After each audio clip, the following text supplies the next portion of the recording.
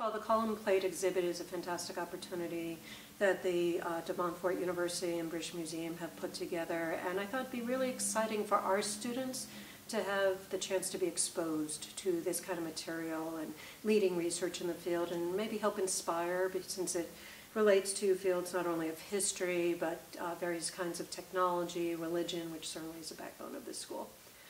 Dr. Hall and I have worked together as colleagues for over a decade now, working on mutual projects primarily in Southeast Asia, and he is one of the international scholars involved in the column project, so I called upon him as a colleague and friend, and he was thrilled to be able to come talk to St. Joe's and St. Joe's students. I'm Ken Hall. I'm a professor of history at Ball State University, and my specialty is the study of early India and Southeast Asia with wider Indian Ocean contacts.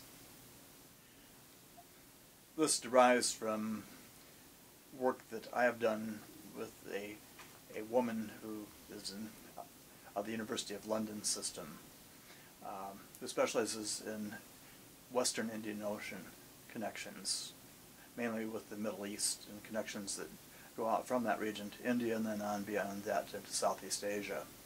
I come at it from the opposite direction then, that I come from the east and work my way west in terms of what we do here. And essentially we meet at the common ground then, which is India as the intermediary then in the process. The project derives from an inscription that is an 8th century inscription, which is very foundational to our analysis of this kind of meeting point then we see, and especially in this case because it lists numbers of trading diasporas. We talk about this, which is multiple ethnic communities that are in a locale in which a new monarchy is developing. But part of this then is outreach then to the commercial communities of the Indian Ocean as they all congregate in this space that we see. The uniqueness of the inscription is that it provides a contract in the establishment of a Persian Christian church here. And that's just highly unusual in terms of that taking place. It's evidence in this instance of the various members of the trading community who are active there, which includes one of our first references to Jewish merchants that is recorded, as well as Persian Christian merchants, and just all other numbers then of international traders who are passing through the port, some of whom are there in periods of residence, the others just really very migratory in the process of this. But it provides this really interesting perspective then of trade in the 8th century and the sort of foundations that derive from that. The other interesting feature of the inscription, and this is where I get into this, not in terms of my trading connections, but also because of the work I do in South India, and especially the other side of India from this west coast. I do a lot with East Coast India here, and the Chola domain that is there, as the monarchy is very powerful at that time. But the inscription itself is very interesting because they apply in the inscription the same sort of contractual formula that you see in donations and the establishment of temple space and community space then, and inscriptions from the other side where I do most of my work here. And what you have then is the founding of this Christian church then, in the format that you usually see in the establishment of Hindu or Buddhist religious grounds. There's thrown a little Jainism here too along the way here. So it's really unique for what it provides in this really broad landscape type of approach to the history of that time period. The column plates are, well, we would see them as slabs, and it's, I don't know if you don't see this here, but it's really about the size of what I have up here on the wall right now, something about that magnitude that is here. But you have a local language inscription that is here. It's basically a Tamil inscription that we're looking at that goes from top to bottom then in providing this, and there's a series of these, 4 basically. 2 to 4, depending upon the interpretation of what you have here, but they're there, but they provide this.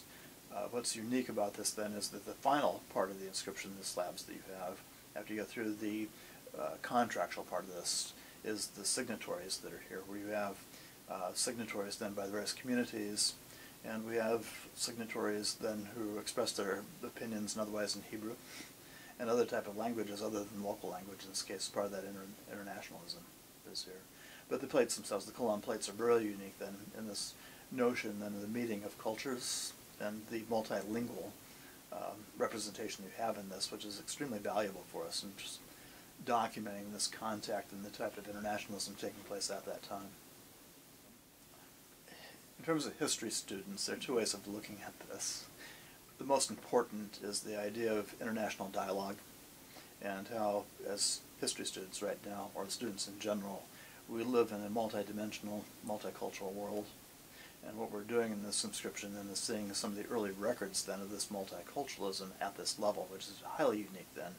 For the numbers of different people that are signatories here, usually their own scripts, recognition as distinct communities that are here, and especially working out a negotiated relationship with the local populations in terms of the use of space, the establishment of a church, just all the other dimensions that are here that are part of that uniqueness then of the resolution of internationalism on the spot and the consequences thereof. The project itself engaged up to 30 scholars at one point in time, and it was a unique project. It was funded by the British Museum and independent as the source then of the funding that was done by foundation support in addition to this. The uniqueness of the project was the bringing together of international scholars. I'm an American, and there are several other Americans. My particular expertise then is international trade, but there was also an American specialist who deals in larger issues than of Indian history.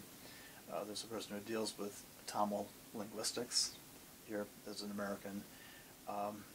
As we represent sort of the American causes, those were there are about four of us who are here all doing these things. One was an archaeologist too, I should note here, that we have. But you have people of various disciplines, in this case American, then Indians, people who were European engaged in this. We didn't really have Persians, people from that region that you'd have, which would be Iran here that we're looking at, participating in this. But again, there are people that specialize in the study of this.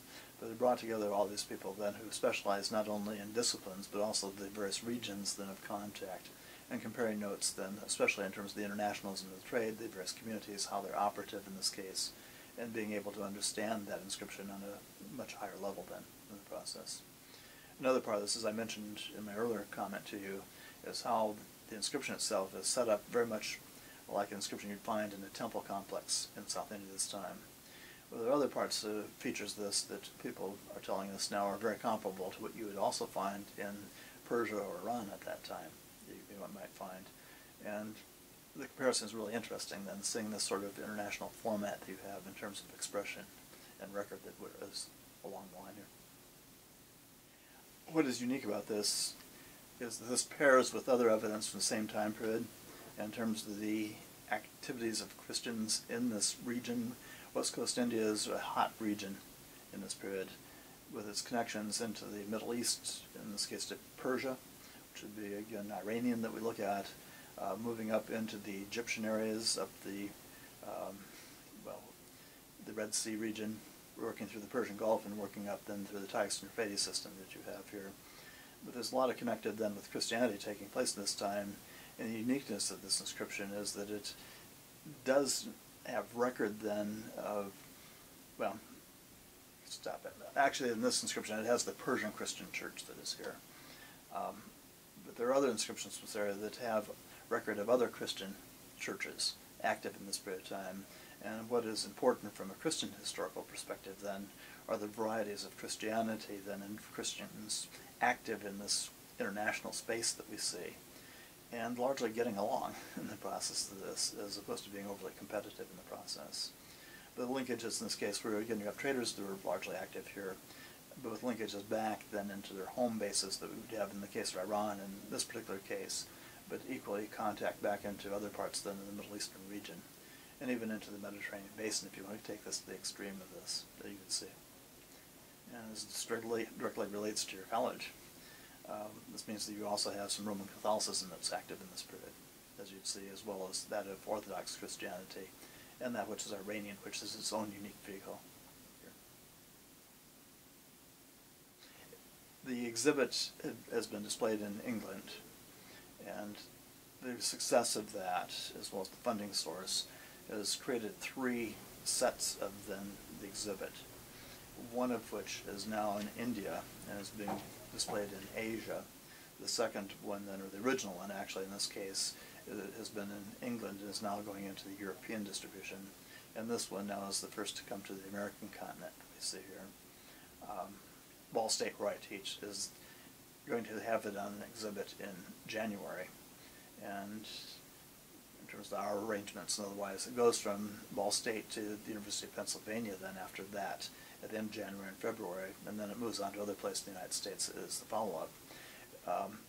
Here, the exhibit became available, and Professor Spray, your professor, was able to step in at this point, knowing the type of work that this represents.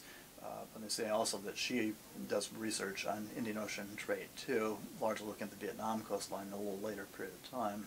But this provided a good opportunity for her to really bring this here and with her expertise to represent it then on your campus in ways that she thought would be very useful and supportive. And this is a really international standard display. It's a product of the British Museum, and it says something about St. Joe that you're able to handle an exhibit like this. And the students interact with this, the opportunity to interact with this in positive ways. Let me just say that, draw from what I just said in my previous comment, that the importance of this is reinforce the sense of internationalism. That sometimes in Indiana we become very parochial here. And if you see the dimensions of this, it's talking about, as I began my comments, about the potentials of internationalism that we have today, and how other generations, going way back in this case the 8th century, have made these resolutions that sometimes we don't see as very possible today at least. But this whole idea of confrontation, of working some sort of middle position then in negotiatories in this instance, and especially even here the use of space religiously in this case. It's a very important message, and I think if you draw this kind of, from this base at least, it provides a foundation then for understanding the present I would guess here, and how what we face today is not all that different than from different resolutions like this you've had in the previous period of time. Maybe without the weaponry that we have today that goes with this, but still, it's important to look at this early internationalism and contact.